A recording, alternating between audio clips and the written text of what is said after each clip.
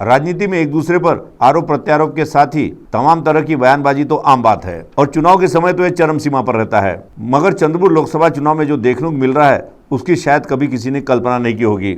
हम बात करने जा रहे हैं भाजपा महायुति के उम्मीदवार कैबिनेट मंत्री सुधीर मुनगंटीवार तथा चंद्रपुर विधानसभा के निर्दलीय विधायक किशोर जोरगेवार के बीच चल रहा मनमुटाव या कहिए विवाद जो अब खुलकर सामने आ गया है। जैसा कि आप सभी को अच्छी तरह मालूम है कि कुछ वर्ष पहले विधायक किशोर जोरगेवार राज्य के कैबिनेट मंत्री सुधीर मुनगंटीवार को अपना राजनीतिक गुरु मानते थे और इस गुरु शिष्य की जोड़ी के बारे में हर कोई अच्छी तरह जानता है। और आज गुरु शिष्य के बीच में काफी दूरियां बन गई हैं और अनेक मौके पर दोनों नेताओं के समर्थक तथा कार्यकर्ता किसी न किसी मुद्दे को लेकर टकराते दिखे। चंद्रपुर लोकसभा चुनाव के लिए स्वयं मुनगंटीवार अपना भाग्य आजमा रहे हैं और महायुति सरकार में शामिल विधायक जोरगेवार अभी तक प्रचार में कहीं नहीं दिखाई दे रहे हैं। इस संबंध में सुधीर मुनगंटीवार तथा किशोर जोरगेवार ने अपने अपने तर्क मीडिया के सामने दिए जो सभी ने दिखाया। अब सवाल यह उठता है कि इस अहम चुनाव में दोनों के बीच की दूरियां कब तक बनी रहती हैं या कोई आकर इनके बीच सुलह कर आता है, जिससे एक बार पूरी ताकत के साथ महायुति के उम्मीदवार सुधीर मुनगंटीवार प्रचार में जुट जाते हैं। हम आपको यह भी बता दें, महाराष्ट्र राज्य में नामांकन का श्री गणेश